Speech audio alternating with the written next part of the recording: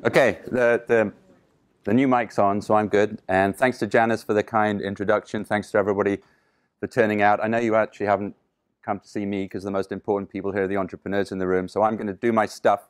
If I overstay my welcome, Janice will extend the hook to pull me off, right?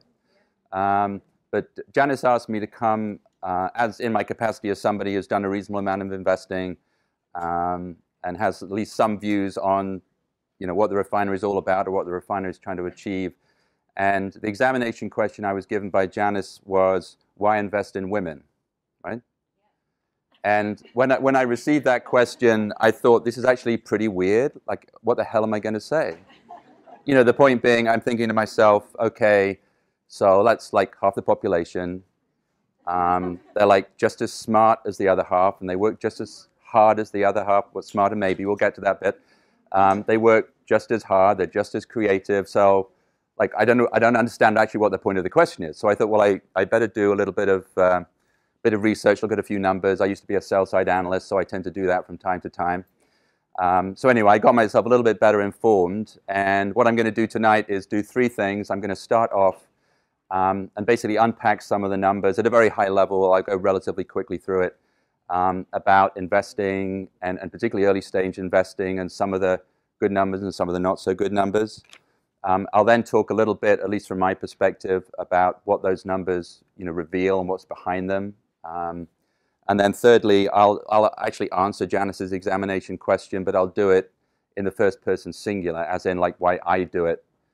So hopefully that'll be a good agenda for the evening, and will again get us to where Janice wanted me to get to.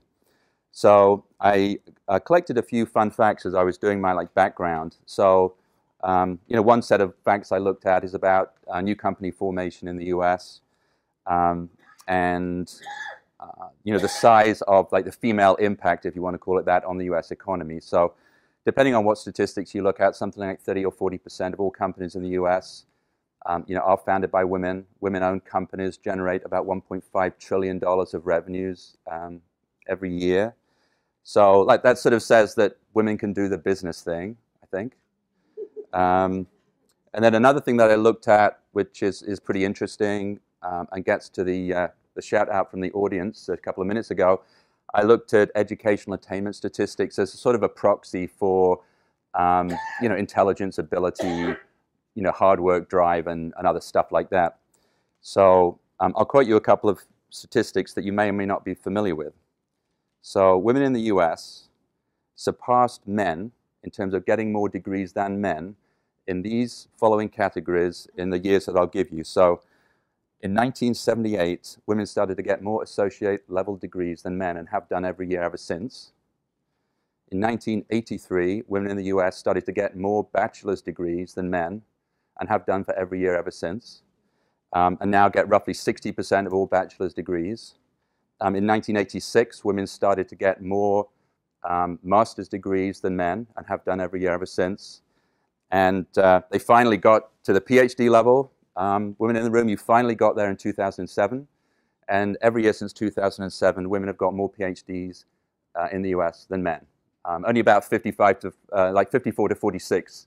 So, not dramatically ahead, but every year, there's more women coming out of college at every single level of educational attainment. So you can do the business thing.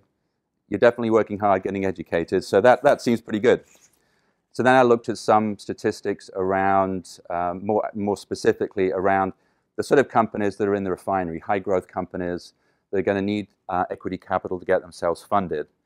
And just to frame it for you, there's something like 800,000 companies formed in the US every year. Roughly speaking, 70,000 of those get some form of initial funding from basically people like me and many of you in the room, angel investors. There's about 300,000 active angels in the US. And something like 3,500 companies every year in the US get their first new money from venture capital. So the people that give you Facebook and Twitter and all that other good stuff. So there's not many companies make it through to venture capital. A lot make it through to angel. But when you then unpack that a little bit further and look at it, not just in terms of the overall numbers, but you look at some of the gender-based numbers, things start to derail a bit, particularly framed in the context of the earlier comments I made about like overall impacting the economy and educational attainment and all that other good stuff. So they start to unravel a little bit as follows. So, of the companies that are getting funded by angel investors, only 20% of them, roughly speaking, have female founders. Of the companies being funded by venture capitalists in the last 3 years, the average was 15% of venture-backed companies had a female founder, not like all, but just one female founder. And then continuing the numbers getting lower, of all venture-backed companies, or all companies receiving venture funding in the last 3 years in the US, guess what percentage of them had women CEOs? We've got a 1, we've got a 2, 5, 0. You're sort of like, I'm impressed, you're in the right zone. It was actually 3, or just under 3, 2.7%, I think. So you can see there's something wrong. Like, you don't need to be a rocket scientist to work out there's something wrong when you look at the way those companies are getting funded relative to all the other things that I talked about. So, looking at that data, I guess I came to the conclusion that Janice had asked me the wrong question. The question wasn't why. The question was, why not? Like, that's the issue. The issue is not why. That's sort of obvious. It's the why not. Why is a group that just happens to be women? I mean, it could be another group. And by the way, a lot of these statistics, if you look at them through different lenses, which include age and racial lenses, basically they've all got a tilt, which is fairly significant, away from the underrepresented group. So why is that happening? Which is what I'm now going to talk about. So I said the second thing I talk about is like framed within those numbers. Like, what do I think is going on, and why is it what it is? And before I do that, because I like pop quizzes, I'll give you another pop quiz. Just on the educational thing, this is like a side issue, although it's somewhat relevant to this whole discussion. In fact, it's actually pretty relevant. Of all the things that have happened in terms of women's advancement in the educational sphere, in the US and more generally, but I only know the numbers for the US, there's one thing that's significant when it comes to high growth companies, particularly technology companies, that started to go wrong, or directionally went wrong, in 1983. So does anybody know what I'm talking about? We have STEM. So STEM what? 83 is the year. Something happened. Well, I thought that science and technology, engineering, and math, it was like kind of downgraded. Yeah. That it wasn't as important. You're sort of close. I'll give it to you. You get the prize. So in 1980, so it's good. So I was trying to be cute. The thing that happened in 1983, which was like contrary to all those other sort of big wave phenomena in the educational sphere, was the year that women's percentage participation in computer science degrees peaked. And it's been going down pretty steadily since then, so that now women only get something like 80–90% of all computer science bachelor's degrees, which is relevant again in the context of like high growth entrepreneurship. And that's like a separate talk and a separate agenda, and I don't know what the answer to that one is, but that's, again, an interesting aside while we're going along here. So getting on to my second topic, what do I think is going on? Why are angels, and particularly venture capitalists, not investing in women, at least some sort of vaguely proportionate to what you think they would be doing relative to the opportunity? So I guess the first thing is, do I think there's overt sexism in either of those two spheres? I haven't really seen it. I don't think there is, although there are pretty clearly some situations where what's under the surface comes out, and the most obvious one tends to be, or where I've seen examples of it, frankly, is where women entrepreneurs are fundraising and they're pregnant, and that becomes really difficult. But for the most part, I don't think overt sexism is the issue. I think what it is, which is sort of putting it politely, is unconscious bias on the part of the investors, and related to that, a lack of appreciation of the benefits to them as investors from investing in diversity broadly defined. And I think those two, variables, whatever you want to call them, are particularly pertinent when it comes to investing generally, but particularly early stage investing. because early stage investing is very much about the team and about the people. You're making a decision about people, and I'll make 3 observations around that, which, at least for me, bring this to a head. So the first observation is a lot of investors, me included, I'm looking around the room. I don't know whether Susan agree or Barbara would agree at the back, but a lot of investors make decisions about investing which either sort of explicitly or in their subconscious is driven by what they call in the trade pattern recognition, right? You tend to be more attracted to potential investments that quote unquote look like ones that made you money before or made other people money before. So you're looking for patterns of things that seem to work. That's the first point. The second thing is that I think particularly angels, venture capital, capital folks, depending on who they are, tend to put a high premium or whatever you want to call it on companies that are referred to them as potential investments, where the referrers are people that they know and trust, perhaps other investors, other entrepreneurs, but people essentially within their network. And then the third point is that, as we've already seen, the VC and angel worlds are disproportionately male. So, like, put all that together. So, I'm looking for things that work. I'm looking for things that are referred to me by people that I trust within my network. And 95% of VCs are guys, and 80% of angels are guys. So, like, my network is guys. The things that worked were guys. So, like, I just invest in guys, not because I'm a bad person, because that's like the way that it flows through the system. And I think there's some deeper things going on as well that we could talk about, which we don't really have the time for, but which are important in terms of some of the subconscious and almost cultural phenomenon that drive people to make certain assumptions about other people, and in this case, how people make assumptions about who is going to be a leader. Because if you're investing in an early stage company, effectively, you're investing in a leader. Somebody's going to lead that company to greatness. And as I'm sure many of you know, you see it many, many times, whether it's in the political or other spheres, there's a lot of behaviors that typically are gendered masculine, which are associated with leadership, and a lot of behaviors which are typically gendered feminine. I say gendered because guys could have them as well as women, but they're gendered feminine, which would include teamwork and collaboration, but they're not leadership behaviors. So there's another thing going on there in the background around behaviors and what are leaders and what are not leaders. And I think those set of behaviors and those that cultural context, if you want to call it that, can come into play in the early stage world in a number of ways. So one that I'll mention because it's relevant to tonight is when entrepreneurs are pitching. They're presenting to investors. And depending on the way that you normally present, you can be more or less effective.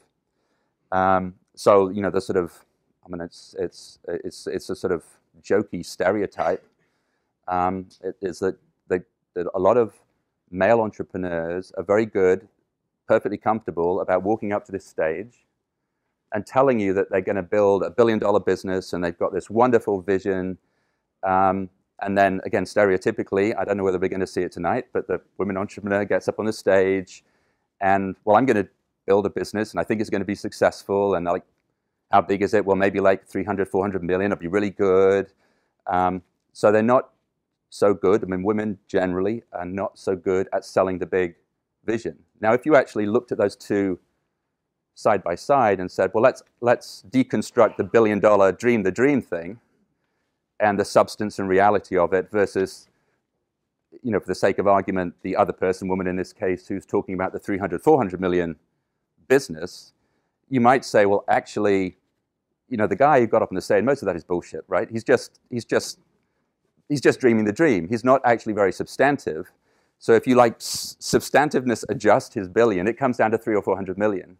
As in the actual stories, the investment stories that you need to focus on as an investor, like what is the market opportunity? What market share could you get? What profitability could it be? those sort of more objective facts in those two situations end up actually being pretty much the same.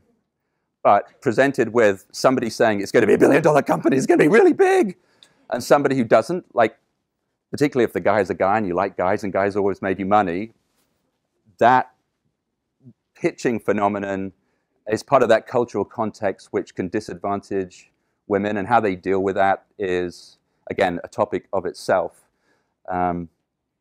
And I guess the final point I'd make here is that, again, for those of you that follow the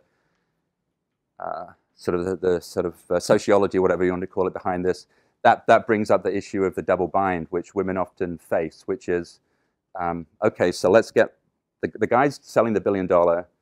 So, like, if I sell the $1 billion, I get on the stage and I'm aggressive, but it doesn't work. You're damned if you do, you're damned if you don't. You're damned if you don't because, well, you don't, and you're damned if you do, because if you get on the stage and do that, you're not credible because you're out of type. Right now you're acting like a guy, but you're not a guy, so it's sort of weird. And it doesn't work. So, again, that's an issue of itself for another talk, but this is all flowing through early stage investing. So, concluding my second section, we've got like obvious things, not so obvious things. But before I leave this sort of pop psychology thing, I'll give you another quiz question. Because I just want to make sure that the guys don't get too beaten up here, and just make the point that there's some like equal opportunity unconscious bias. So the pop quiz is, who knows what the Goldberg paradigm is? No one. Okay, I'm one up on you there. So this is a piece of research that was originally done by somebody called Goldberg, obviously, that's been repeated many, many times since.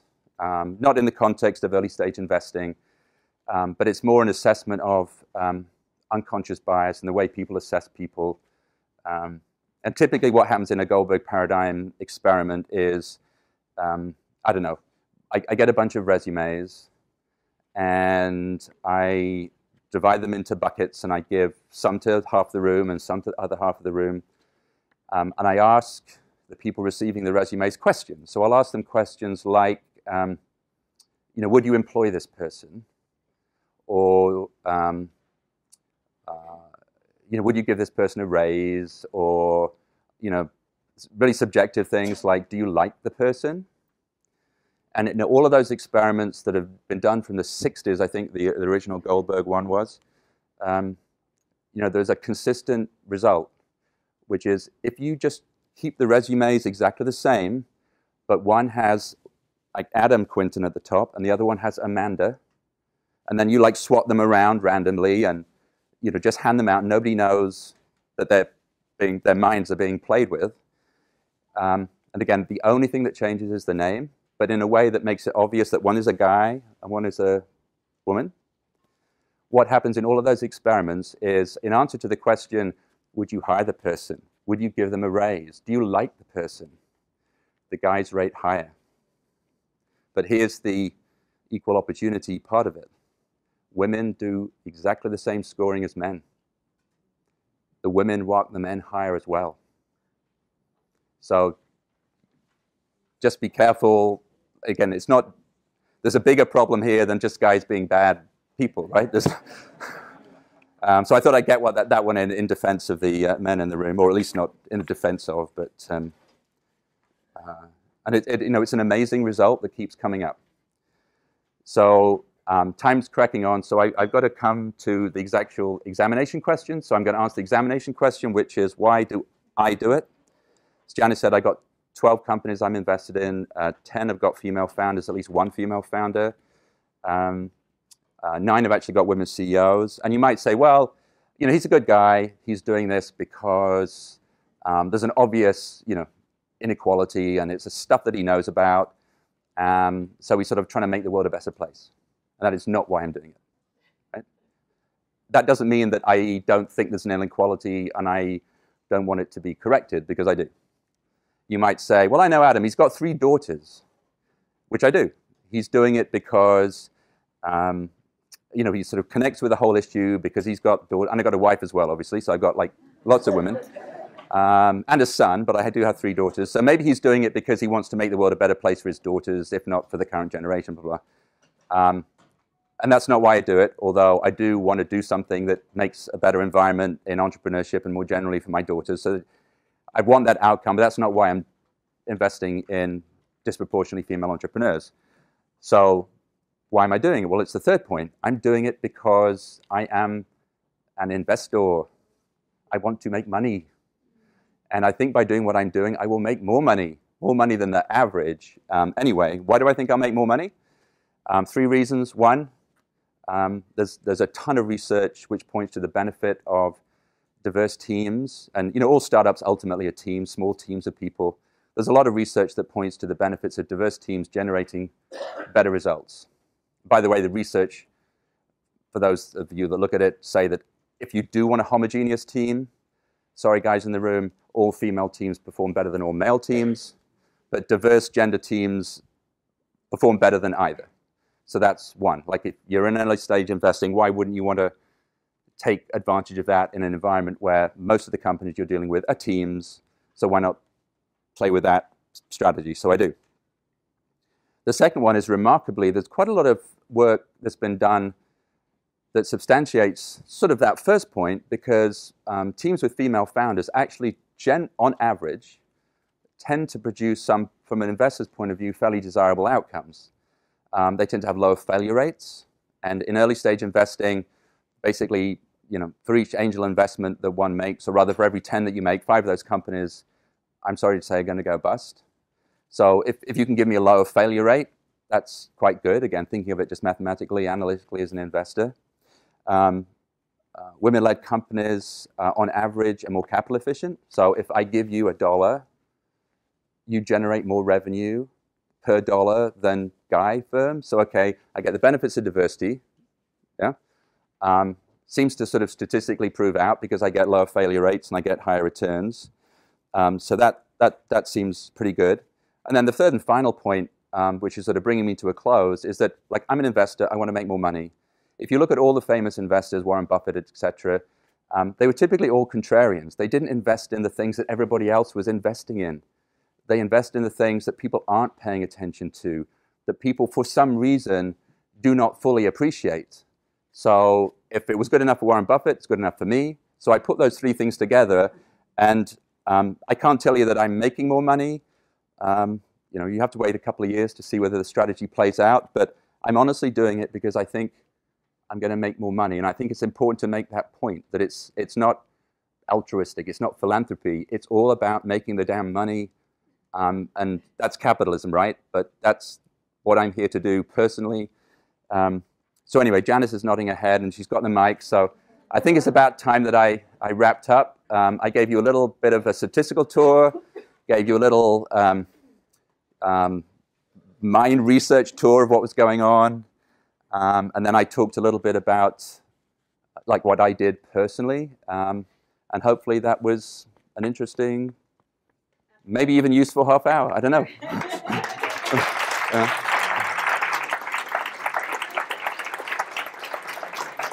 Thank you, Adam.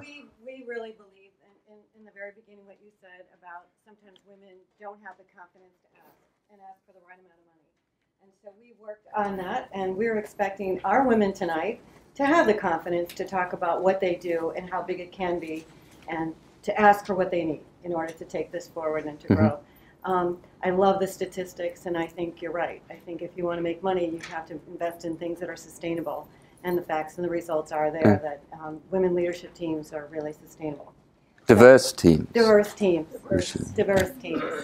So, all right, well, thank you. So we are now going to go, thank you.